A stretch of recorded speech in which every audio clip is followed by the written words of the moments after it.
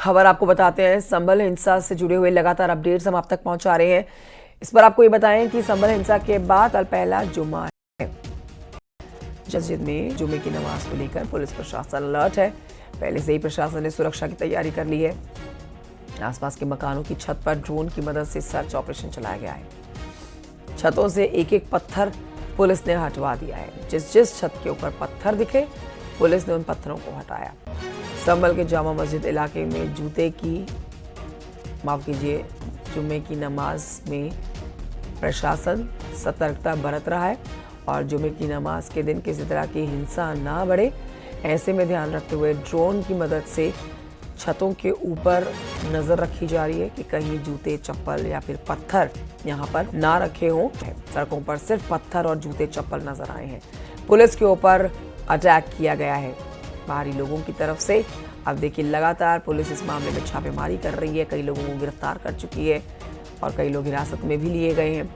कई लोगों के खिलाफ एफआईआर दर्ज की गई है। वैसी हिंसा ना भड़के, इसके लिए कल होने वाली जुम्मे की नमाज से पहले एहतियातन छतों के ऊपर से जूते, चप्पल और पत्थर हटवा दिए गए हैं।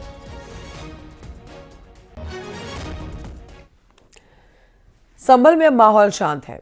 पुलिस प्रशासन अलर्ट मोड पर है। दुकान है, स्कूल है। डीआईजी ने निर्दोष लोगों से बिल्कुल भी परेशान ना होने की बात कही है। 24 आवर्स में संभल करके सीधी बहुत अच्छी इंप्रूवमेंट है। अब कल भी बहुत दुकान खुल गया, सभी लोग अपना काम कर रहे हैं, स्कूल खुल गया, सभी लोग आपस में जा रहा आ रहे हैं और मार्केट में अच्छी तरीके का स्पीड भी बढ़ गया।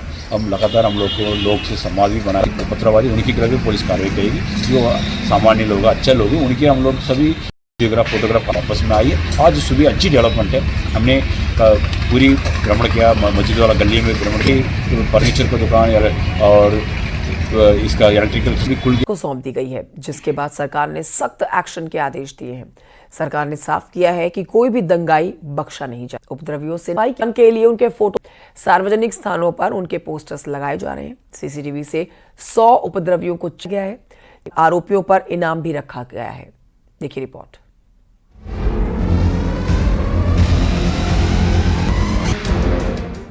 संभल में हिंसा की आग तो बुझ गई है, लेकिन सियासत अभी तक सुलग रही है। जिस सपा सांसद जियाउर रहमान बर्क और विधायक इकबाल महमूद के बेटे का नाम एफआईआर में है, जिस पर हिंसा भड़काने के आरोप लगे, वो अब पुलिस पर आरोप लगा रहे हैं और एसपी और सीओ को इसका जिम्मेदार बता रहे हैं। कि अल्लाह करम में संभल में स्थिति शांतिपूर्ण है और पहले भी सुकून था, लेकिन सिर्फ इसको पूरी योजना के तहत इसमें वहाँ पर स्थिति खराब करी गई है और इसके लिए पूरी तरह से पुलिस प्रशासन जिम्मेदार है। और वहाँ पे जो ये हरकत की गई है, वहाँ इसके जिम्मेदार के विश्नोई और अनुज चौधरी है, जिन्होंने इस हरकत को अंजाम दिया है। तो ये अचानक कोई भी नहीं है ना, ये पुलिस से है। पुलिस से कौन लड़ सकता? पुलिस से कोई लड़ सकता? कोई नहीं लड़ सकता। पुलिस से लड़ोगे, पुलिस से लड़ोगे तो उसके बाद में फौज है, कहाँ तक लड़ लेंगे? हम नहीं जानते इस चीज़ को। मगर ये एक अचानक ऐसा हुआ कि भीड़ के ऊपर लाठीचार्ज कर दिया गया। कुछ लोगों ने पीछे से पत्थर फेंक दिए, वो बातें आगे बढ़ गई, गोली चल गई, 4 से ज़्यादा लोग मर गए।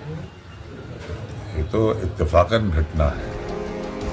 इस घटना के लिए अखिलेश यादव भी प्रशासन को जिम्मेदार ठहरा चुके हैं, लेकिन पिता और कलपीठाधीश्वर प्रमोद कृष्णम का आरोप है कि अखिलेश यादव पहले पत्थर फेंकवाते हैं, फिर घड़ियाली आंसू बहाते हैं।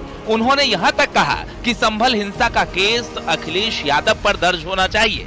का पूरा जो प्रकरण है ये बड़ा संवेदनशील है, लेकिन अफसोस की बात है कि दंगा भड़काने की कोशिश वहां समाजवादी पार्टी के नेताओं ने की।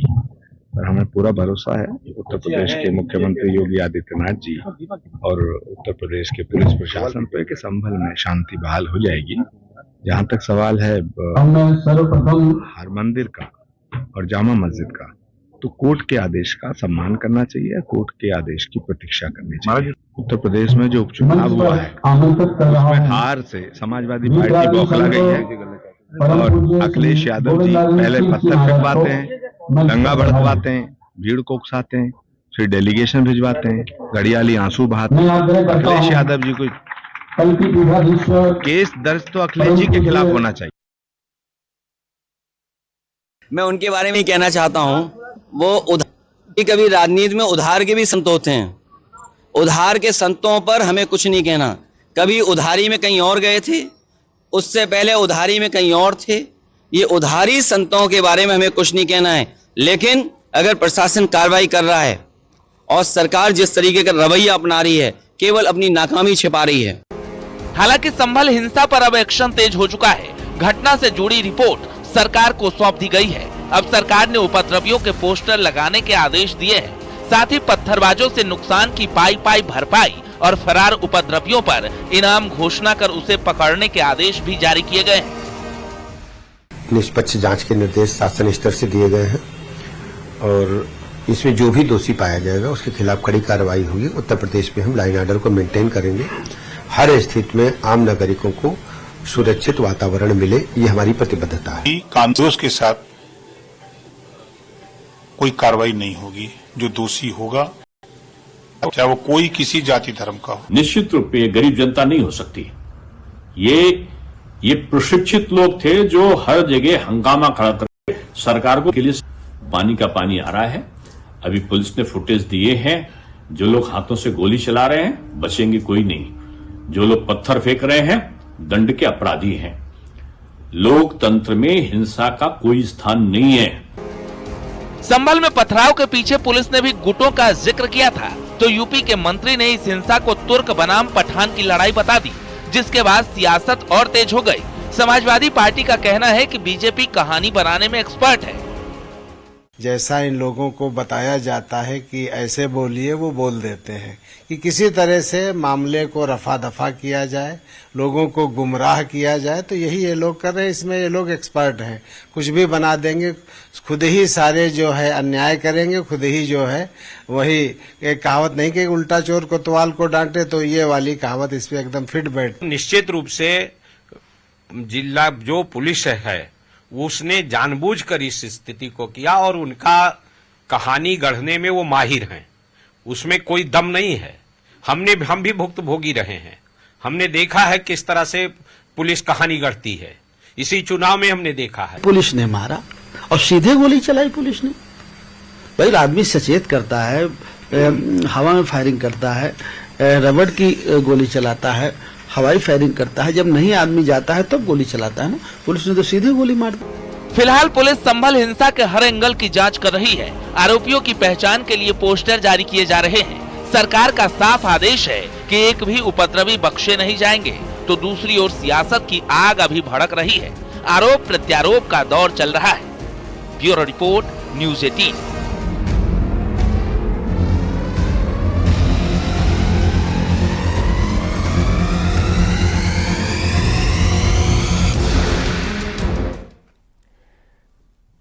तो संभल हिंसा पर ये विस्तृत आपने रिपोर्ट देखी है। देखिए, संभल हिंसा पर साध्वी प्राची का भी बयान सामने आया है।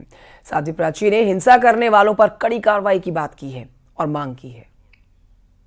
संभल की जो घटना हुई वो बड़ी दर्दनाक, बड़ी पीड़ादायी। बिना सूचना के अधिकारी सर्वे करने पहुंचे, बिना बताए सर्वे करने पहुंचे अधिकारी वहां पर 4-4 हजार लोगों का हजूम इकट्ठा हो जाता है। इसका मतलब जिहादी साजिश। अधिकारियों से निवेदन करना चाहती हूँ, तो स्वार्थ कार्रवाई करे।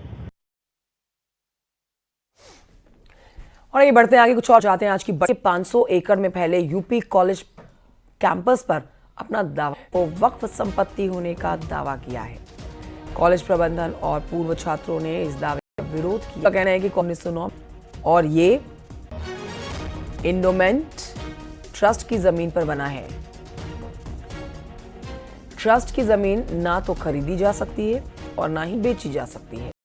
कॉलेज परिसर में यूपी डिग्री कॉलेज, कॉलेज, रानी बालिका, राजश्री शिशु विहार, राजश्री स्कूल 20,000 छात्र छात्राएं शिक्षा ग्रहण करते हैं। ये संस्थान करीब 100 साल पुराना है।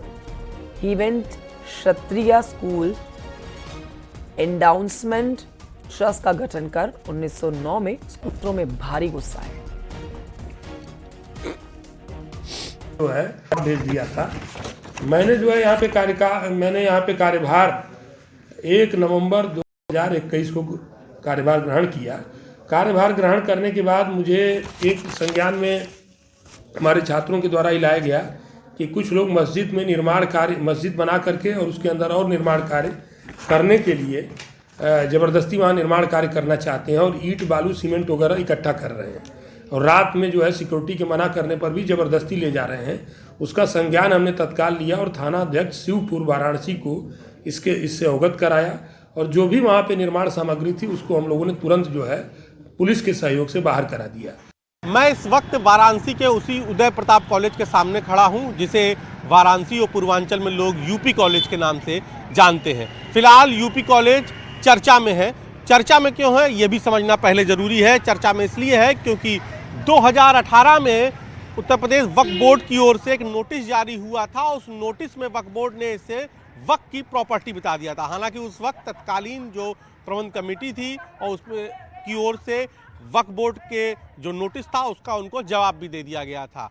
उसके बाद करीब 1.5 साल पहले अंदर एक मज़ार है जहां पर निर्माण कार्य को लेकर छात्र आक्रोशित हुए थे, जिसके बाद प्रबंध कमेटी से शिकायत की छात्रों ने। उसके बाद पुलिस तक मामला पहुंचा और पुलिस जब पहुंची तो उसने निर्माण कार्य यहाँ पर रुकवा दिया। लेकिन तब से फिलहाल अभी कोई मामला नहीं हुआ था। तो अब सवाल खड़ा ये होता है कि अभी फिलहाल उदय प्रताप कॉलेज और वक्फ बोर्ड की चर्चा क्यों हुई, क्योंकि अचानक से ये मामला उठा, क्योंकि फिलहाल संसद के जो मौजूदा सत्र है उसमें वक्फ बोर्ड पर कानून आने की उम्मीद जताई जा रही है। और इसी बीच 2 दिन पहले आप बोर्ड भी देख रहे होंगे 25 नवंबर को उदय प्रताप का स्थापना दिवस था और उसी स्थापना दिवस में बतौर मुख्य अतिथि मुख्यमंत्री योगी आदित्यनाथ भी शामिल हुए और मुख्यमंत्री योगी आदित्यनाथ ने मंच से इस कॉलेज को जल्द यूनिवर्सिटी बनाने का भी ऐलान किया। उन्होंने कहा कि आप लोग तैयारी कीजिए, हम उदय प्रताप कॉलेज को जल्द ही विश्वविद्यालय का दर्जा दिलाएंगे। और आइए तस्वीरें। वक्फ बोर्ड ने उदय प्रताप कॉलेज पर दावा ठोका। वहीं 25 नवंबर यानी कि सोमवार को सीएम योगी आदित्यनाथ उदय प्रताप कॉलेज के 115वें स्थापना दिवस कार्यक्रम में शामिल हुए थे। और देखिए, सीएम योगी ने इस कॉलेज को यूनिवर्सिटी बनाने की बात कही थी, लेकिन अब इस प्रॉपर्टी पर वक्फ बोर्ड अपना दावा ठोक रहा है।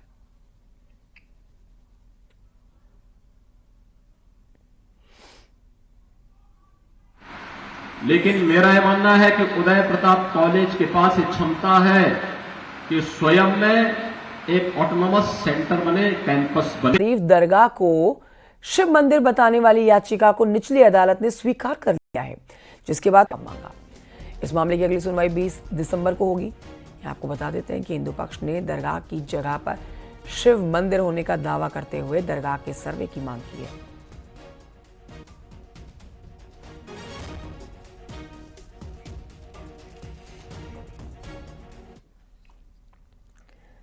बढ़ते हैं आगे। आगरा की खबर आपको बताते हैं, जहां पर 1700 घरों में दरारें आ गई हैं। 146 मकानों को खड़ा करने के लिए जैक लगाए गए हैं। दरअसल आगरा कॉलेज से मनकामेश्वर मंदिर तक अंडरग्राउंड मेट्रो ट्रैक बनाया जा रहा है। ये ट्रैक 2 किलोमीटर लंबा है। सुरंग बना से और अक्टूबर 2023 से इस पर काम चल रहा है। अगस्त महीने तक कुछ ही घरों में दरारें आई थी, लेकिन धीरे धीरे अब देखिए ये वो 1700 गई है वो खड़ा, ताकि मकान जो है वो धराशायी ना हो जाए, इनके लिए जैक लगाए गए हैं। मोती कटरा और सैयद गली के आसपास ज्यादातर घरों में दरारें आ गई हैं। लोग आज समय समय पर अपने मकान ठीक कराते हुए नजर, घर गिर ना जाए। उनका कहना है कि मेट्रो रेल परियोजना से जुड़े हुए व्यक्ति निरीक्षण करने के लिए आते हैं, लेकिन तेजी से चल रहा है।